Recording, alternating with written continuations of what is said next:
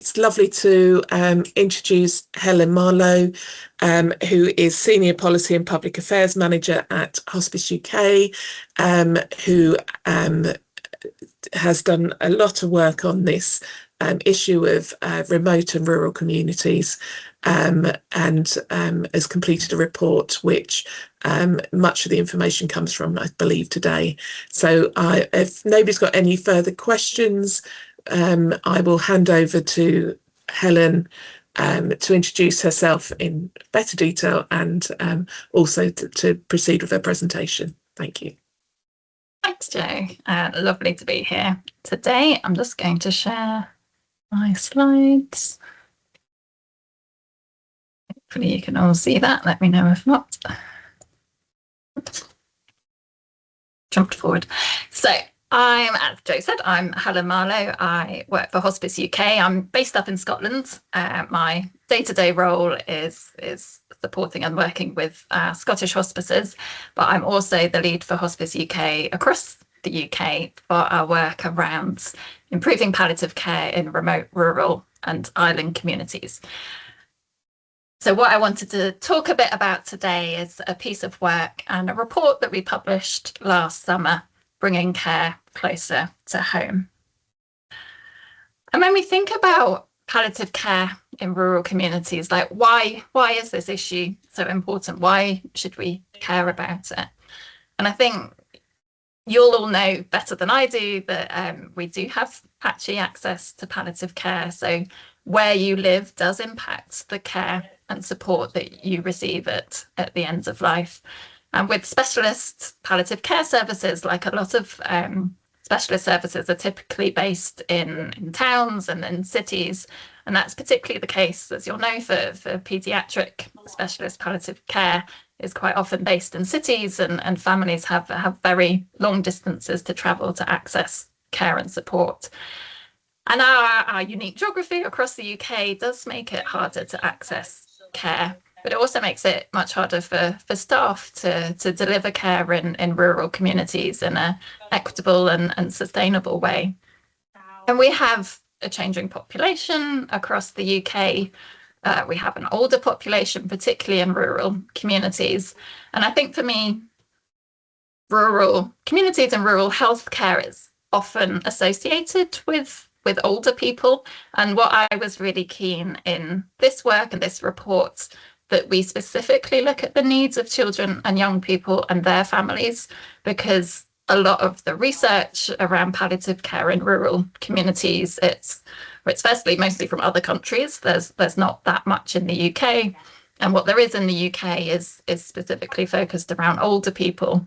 So for me, this work, it's really important that it looked right across all 4 nations of the UK, looked at all ages. So it's great to have an opportunity to share the specific learnings and findings really related to children and young people and their families. And more widely, like there's a lot to learn from rural communities in terms of how they come together to support those at the end of life. A lot of resources and strengths within rural communities that I think the palliative care sector can learn about more widely.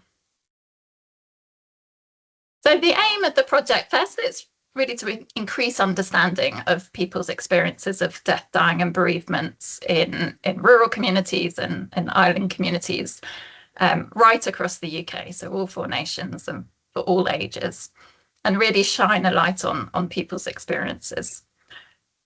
We wanted to have an opportunity to explore the challenges in delivering care in rural communities, but also the opportunities, and really share learning. So asking people what they're doing, how they're delivering services, what good practice, what case studies can we share to try and support people right across the UK. It's a policy research project, so the aim is also to make recommendations at that national policy level, but also at the local system level and for services themselves. So before I get into the main thing, just to tell you a little bit about how we went about doing the work. So I ran 5 lived experience focus groups online one for people in Scotland, one in Wales, one in Northern Ireland, one in England. I then ran a specific focus group for parents and carers of children with life-shortening conditions, and also gave the option if perhaps people didn't want to share in a group setting. I had one-on-one interviews with people and parents as well.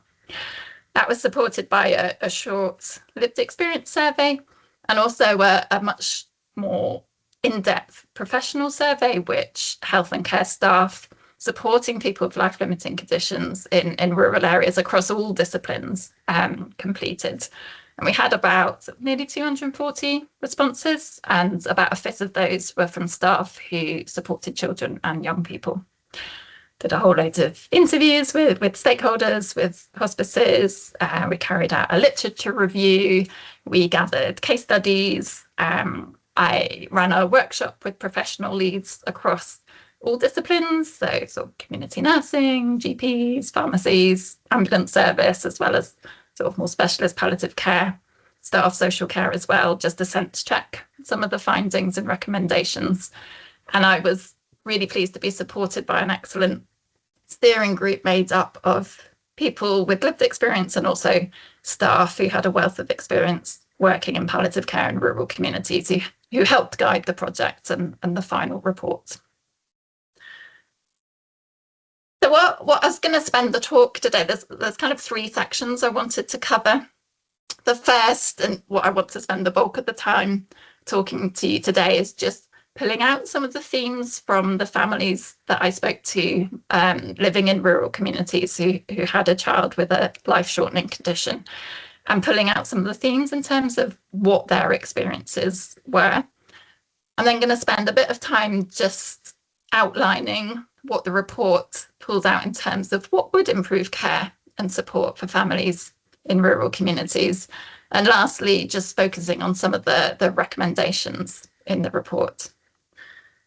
In terms of people's experiences, I thought before I dive in, I would just talk through a couple of people who generously gave up their time to be part of the project, just to put it into a bit of context.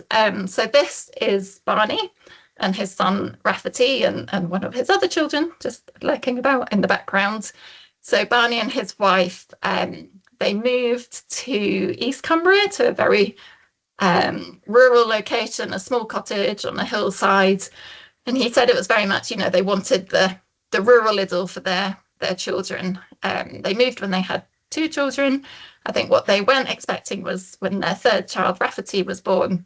He was born with very complex needs, and just the reality of living with a child with a life-limiting condition in a very rural location, how difficult that could be. So their nearest hospital was in Lancaster, a bit over an hour away, but their sort of specialist hospital was Alderhay Hospital, so that was 2.5 hours away.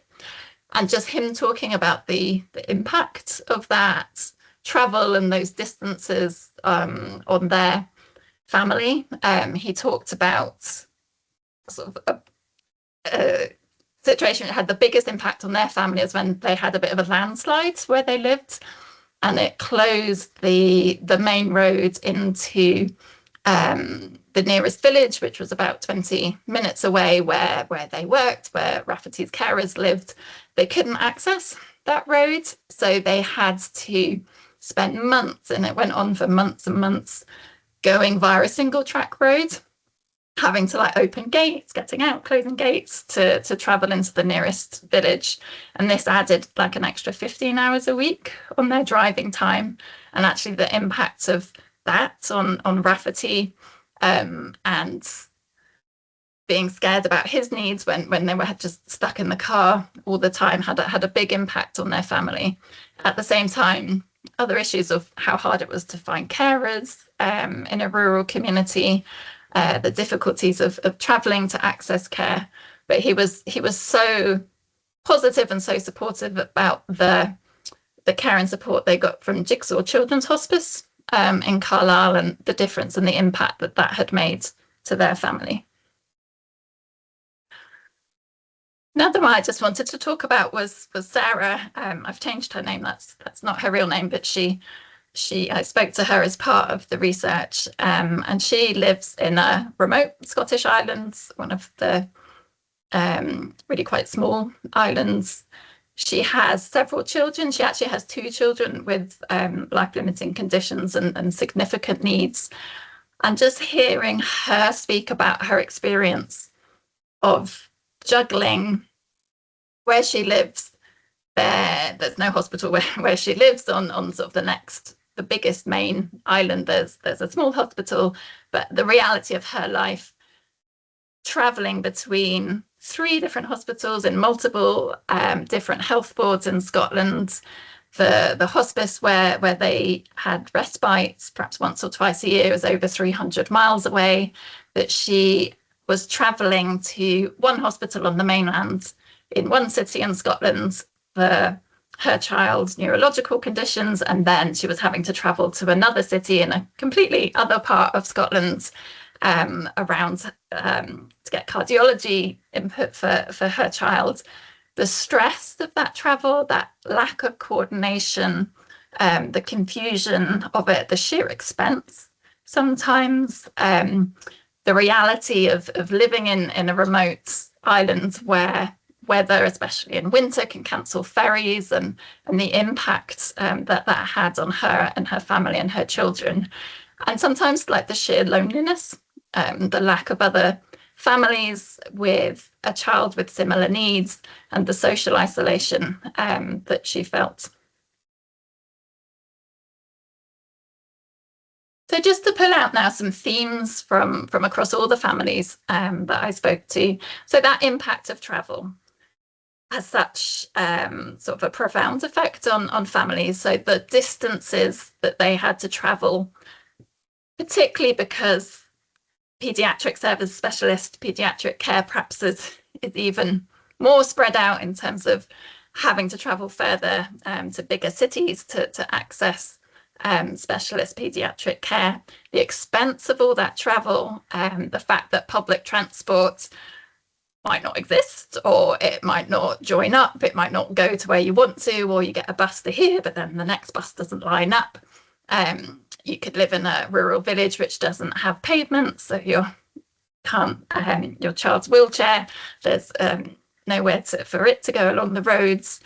Some families talked about finding it really hard to access vehicles which were suitable for their child, or car seats which were suitable. And a lot of parents talked about like they were worried to drive alone with their child for any length of distance if they didn't have another family member or friend who could come with them. They were worried if they would have to stop to provide suctioning for their child or another intervention. And there was throughout the research, families, constantly talked about these are children and they deserve, it's not just about their access to healthcare and services and support. They need to enjoy life, they need to get out and about. And when you're in a rural community, it's you do have to travel many distances to access services and go out and enjoy and do activities and participate in your local community. And they said sometimes there was like a different attitude to risk, that sometimes professionals didn't understand that need, that they didn't want to be stuck at home, that they needed to get out and about for their child, and that sometimes impacted the support that they could get. And in terms of access to care, and I think you will probably all know like the challenges for families, no matter where they live in the UK, in terms of accessing the care and support that they need for their child and for their family. And I found really quite challenging situations for the families that I spoke to who were living rurally. And it did vary. So if a family lived somewhere which had good public transport to the nearest city where they could access care or hospital appointments or the local hospice, they had a very different experience from families who were more remote or struggled. But I think the systemic challenges that we know with families with life-limiting children do struggle to access care and support that they need, no matter where they live. I think if you live in a rural area, it adds that another layer of complication and another challenge for those families to come. So a lot of them did have very challenging experiences. They felt they didn't they didn't have the care and support that they needed at home to support them in their day-to-day life. I think a lot of the issues in rural communities, because services activities are more geared for older people, there's a lack of choice and a lack of services which are geared for children with very complex needs. People talked about difficulties accessing medication, so having to drive for miles to find a pharmacy that was open and that had the medication in stock, particularly for some families where perhaps they were having to use rarer or off-label medication that was particularly challenging for them to get hold of in a rural area. And some families felt that they were really paving the way, that because local staff hadn't come across many families with children with complex needs, families like them, that they were the ones who were having to pave the way when really they wanted the system to support them, but they felt it was working against them. And that care coordination, I think 3/4 of staff that we spoke to who supported children said there's a lack of care coordination, and that services don't join up for families with life-limiting conditions in rural areas. There was a particular issue with like cross-border care. So for families, say, living on the Welsh-English border or Scottish-English border, but also borders in terms of like local authority areas or local health system areas. So you could live somewhere, but actually your nearest service, just because of the way the geography works, might be over the border in another nation or in another local authority area or another health system area, but you weren't always entitled to access that care, even though it would be geographically closer for you. Also spoke to families who were having to weigh up that decision, like, do we move out of the area where we've lived because there aren't the services to support our child? So weighing up that staying in their community or trying to move to get better access to the care that they need. Staffing. So I think we know there's a lot of workforce challenges anyway in rural areas. So it's harder to recruit and retain staff, health and care staff in rural communities. There's particular shortage around social care staff, particular shortage around like community nursing staff. And we saw that with staffing for children's services. So I know Together for Short Lives has done work around the lack of children's community nurses and specialist palliative care consultants. And I think the impact of staff shortages in a rural area is so much more because the distances that you have to cover is so much more. It's harder to deliver a sustainable service and an equitable service in a rural community because you have less flexibility. There's quite a variation in demands. So there's probably a small number of families, but if they're spread out over a huge distance and you don't know day to day how the needs and demands will change, it is really hard to deliver a sustainable service. What we heard a lot from families was that staff locally weren't familiar with children with complex needs. So they perhaps lacked the confidence or lacked the skills because perhaps their child was the first child that staff member had come across with such significant needs. And parents saying, we weren't going into the local hospital, but we had to tell the staff how to do certain procedures, or perhaps local community hospitals or local hospitals not supporting paediatric care or being quite limited in the care and support that they provided. Real difficulty finding carers locally. And this is an issue sort of across all ages, and challenges in social care. But I think going back, that rural areas, again, it's more geared up for supporting older people. So there might be care agencies which support older people, but there's not care agencies available to support children. But what really was striking, and many family members talked about, like, individual staff who just went absolutely above and beyond.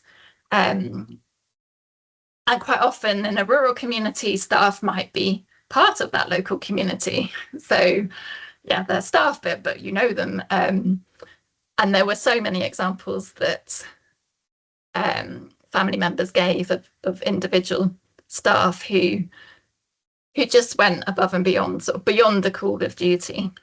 So I'll just let people read that quote, and that was just one example which was illustrative of the distance which staff would go and the support that they would provide.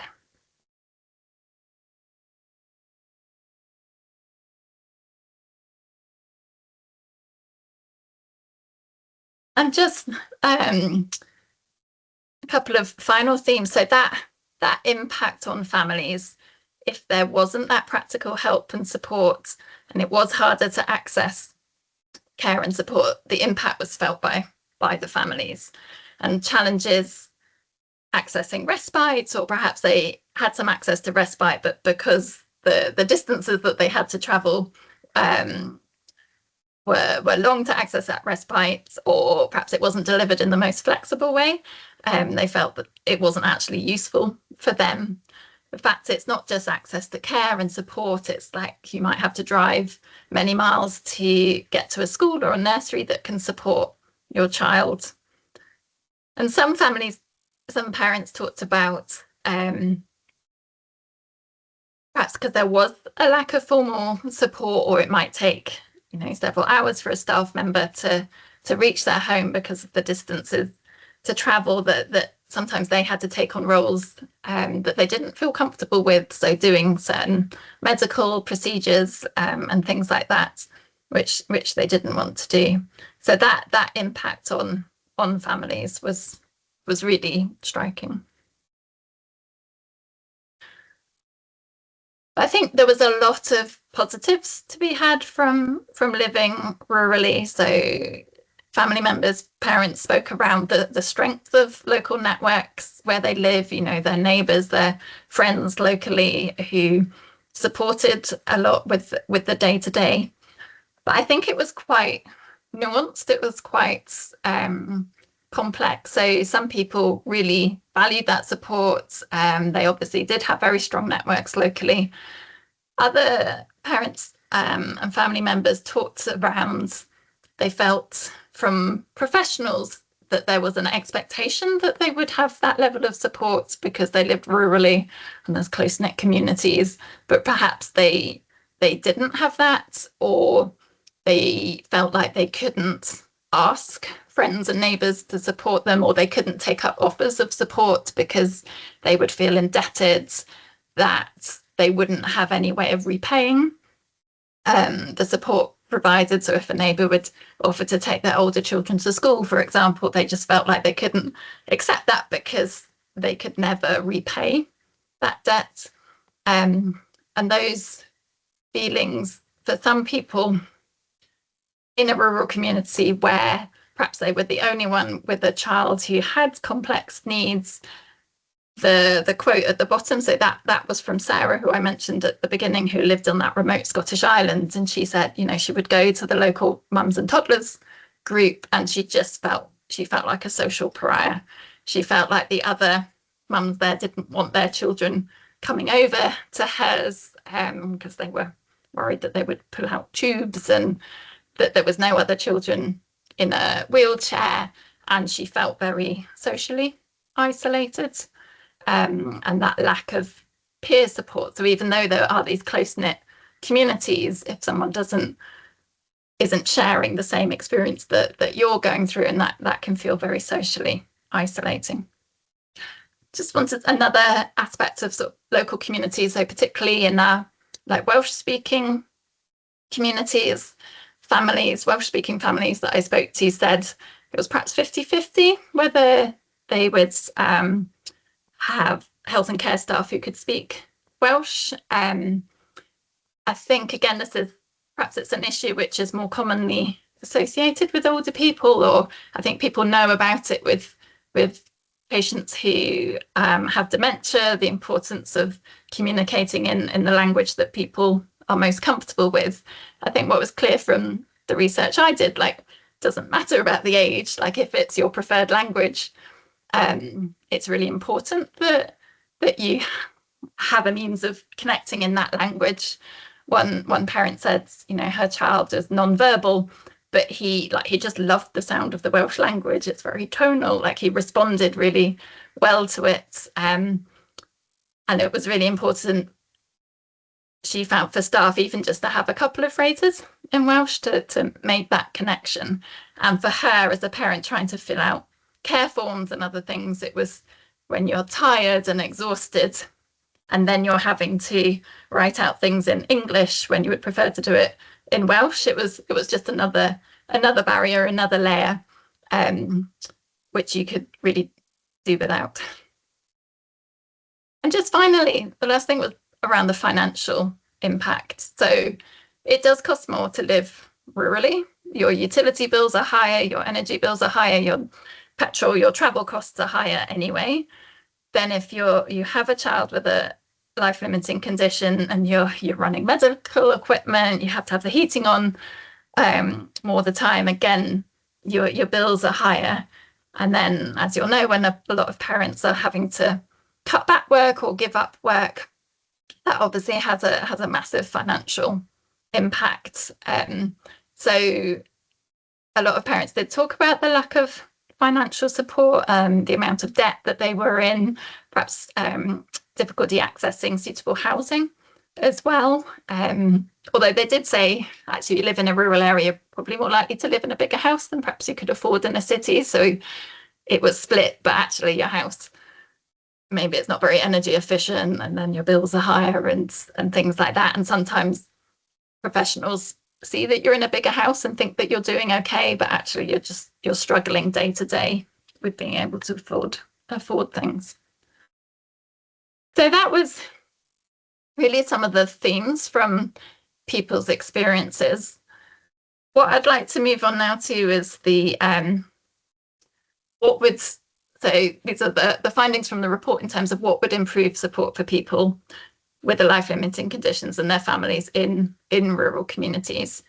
And what I'm going to do, so I'm just going to outline these quite quickly. Each section is a section of the report, and it's got case studies and examples. And then I've just pulled out a couple which I can talk about in a little bit more detail today. But any of the ones, if you want to ask questions about any of them in the discussion at the end, then I'd be very happy to do that.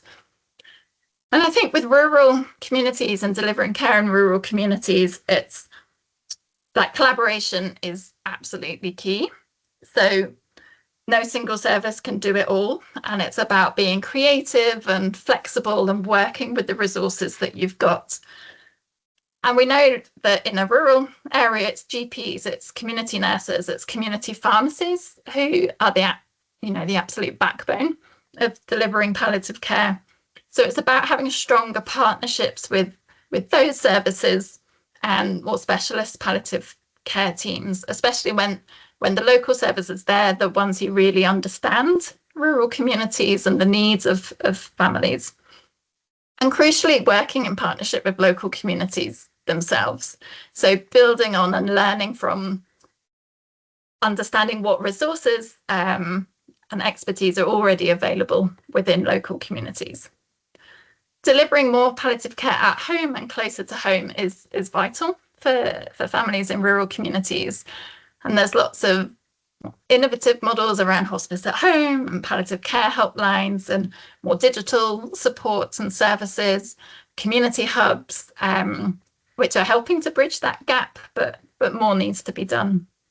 We need faster access to medication. So better use of anticipatory prescribing and just-in-case medication, better support for community pharmacists and pharmacies, having funded delivery services so that families aren't having to make those long journeys, really embedding pharmacists within local palliative care teams.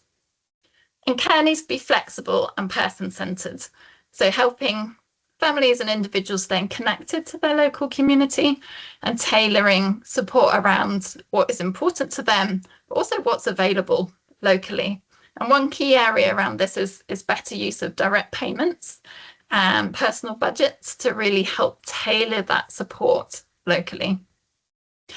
And unpaid care, its family members need more help and more support. So it's families who pick up the pieces when care and support and there's a lack of local services available. So they need more access to respite, more training and more bereavement support, more recognition of the vital role that they play. And we have to address that financial burden.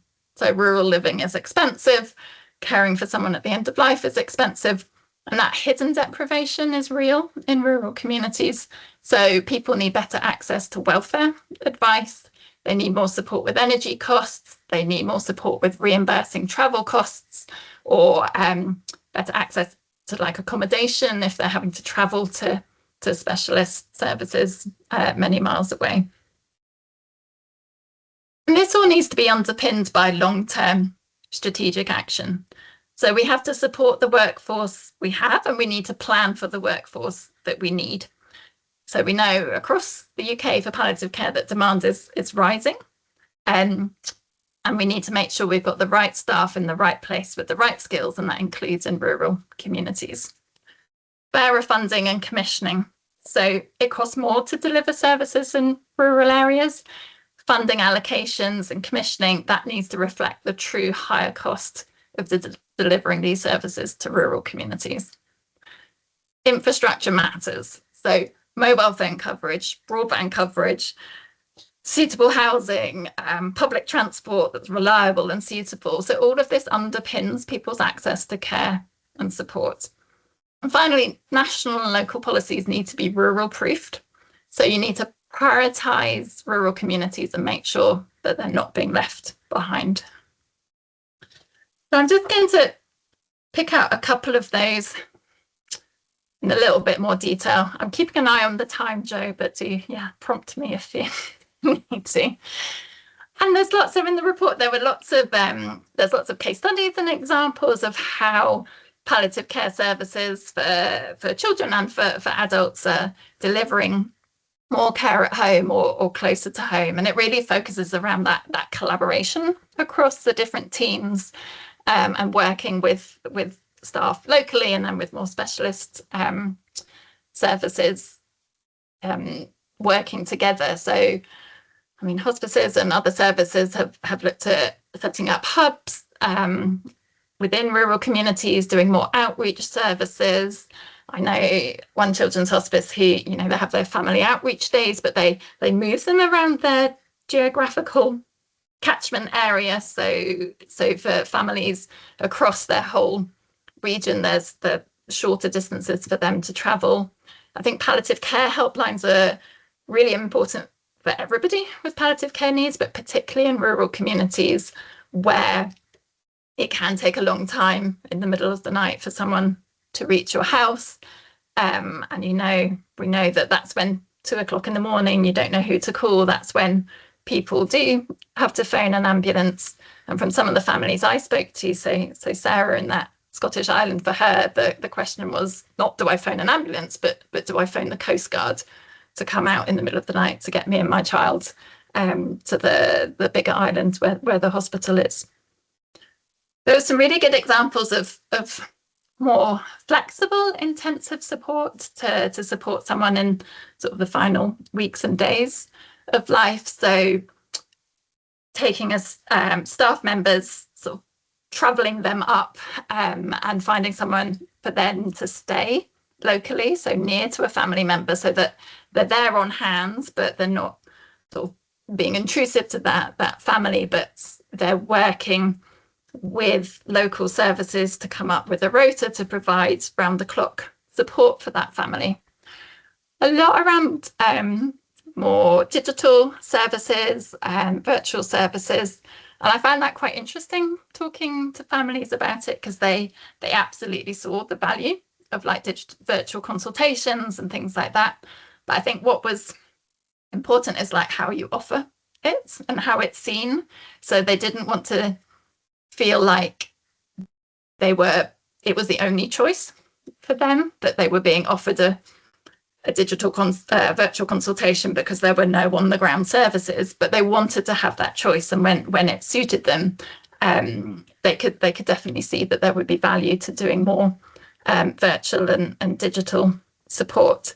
There's also other things like families talking about like posting play activities and activities to families. I think one family member talked about she got sent like a package of stuff. I think this was during COVID, but it was like some bath bombs for her children and some other activities and things that they could do at home, but just lighten their day a little bit. So a whole wide range of activities and support. Having more flexible approaches to staffing models, so sort of using honorary contracts, having staff based in different locations or home working or based out of different health centres, and accepting that you probably do need different protocols, different models from what works in a town or a city. So not just picking up what works in an urban setting and expecting it to work in a rural one, but having a bit of flexibility and understanding that needs are different. Oh, this was just one case study which is in the report, but it's also, we did a webinar last year, so we've got it available online, from Louise Essen, who's a Diana Children's nurse up in Grampian in the northeast Scotland, and she gives a really powerful example of how she's worked across different teams in Grampian to support a family whose child wanted to die at home, and just ways of having all the plans and ways of working agreed in advance. And this has also led to some more formal education and working with adult district nursing teams to support children at the end of life. And the final one I just picked out to talk about in a wee bit more detail was around supporting the workforce. And I think there are recruitment challenges in rural areas. There's also, people tend to stay where they train. And there's quite a lot now to learn from like rural friendly approaches to training and recruitment. So how can you, in people's training, expose them to more rural issues, like having placements in rural areas or including more of a rural focus in education and training, having more of a focus in these technologies and opportunities which could support rural communities. So how can you deliver palliative care in a meaningful way through virtual and digital services? There were some good examples from, say, local hospices who struggled to recruit locally, but they developed their own pipeline of training up their own workforce, so supporting their healthcare support workers who wanted to progress their career and move more into nursing practice, and developing ways of training up their local workforce.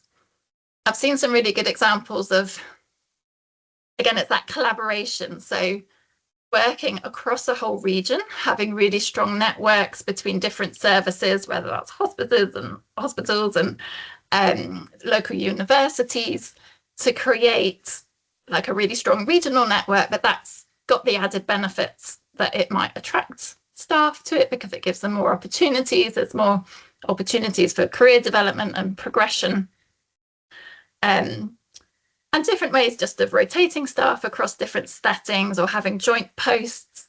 So lots about how you can work a bit more creatively and flexibly to support staff and attract staff to rural communities. And I think what came across really strongly from staff working in the areas, like, it's really rewarding. Like it's perhaps very different to working in the city and the skills that you're using. But staff who, provided the governance was in place and they felt supported, staff got an awful lot out of working and supporting in rural communities. But there's a lot to think about in terms of how can we best support staff and like lone working policies and things like that. But it was definitely, I suppose I've talked about a lot about some of the challenges, but just keen to get across that, yeah, staff who spoke really positively about their experience in rural communities and how important and rewarding it was.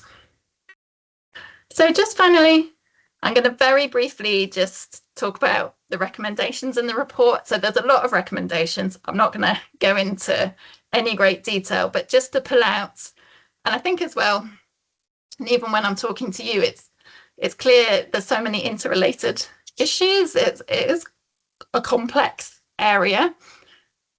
Probably when I was doing the work, I found it quite overwhelming at times, but I think there's a lot that can be done now locally, looking at how you work together to improve care locally for your families who live rurally. And then absolutely there's stuff which is long-term, it's strategic change. We need to prioritise with policymakers and politicians and civil servants that it needs to be looked at. But I think there's definitely, you can break it down so it's not quite so overwhelming. So for me, I think for those recommendations at a local service level, like what can we do? I think it's a lot around like who are you working together locally with those other services who are so key, where you work, how can you work together to identify those gaps and try and address the gaps, particularly around care at home, out of hours care, access to medication and sort of training needs across different services locally. How can you work in partnership with your local communities to really understand what their needs are and build on existing strengths within local communities? And can you do like a needs assessment of current needs, but also future needs of the rural communities in your local catchment area? And then at a system level, there's quite a lot at system level, just to pick some out. But again, it's that flexibility and that working slightly differently. So are there ways of exploring more regional approaches to the planning and commissioning and delivery of children's palliative care? The fact that local health systems, they are accountable for how palliative care services meet the needs of their local populations. That includes rural communities. So how can we make sure at that system level they're assessing and being held to account for how well services meet the needs of rural communities? What ways can we promote greater awareness and use of direct payments and personal budgets? Can they review policies around reimbursing travel and accommodation costs for families? And then at a national level, I mean, really there's a fundamental need across all of palliative care, but including in children's, for national government to commit funding and resources to deliver a major shift towards more community-based palliative care. And that also needs robust national workforce planning to recruit and retain skilled staff. And that needs to include a focus in rural communities and the rural workforce. We need to make sure that funding allocations and sustainable funding for palliative care services reflect the higher costs of delivering services in rural communities. And we need to make sure that national policies and strategies are rural proofed. So that's coming to an end now. And I think for me, I feel like rural communities have been overlooked for far too long. So we can't rely on the goodwill of overstretched staff or on families who are forced to fill in the gaps. So I feel like the voices in the report really show us what's at stake. And we know that everyone, no matter where they live, deserves the best possible care at the end of life.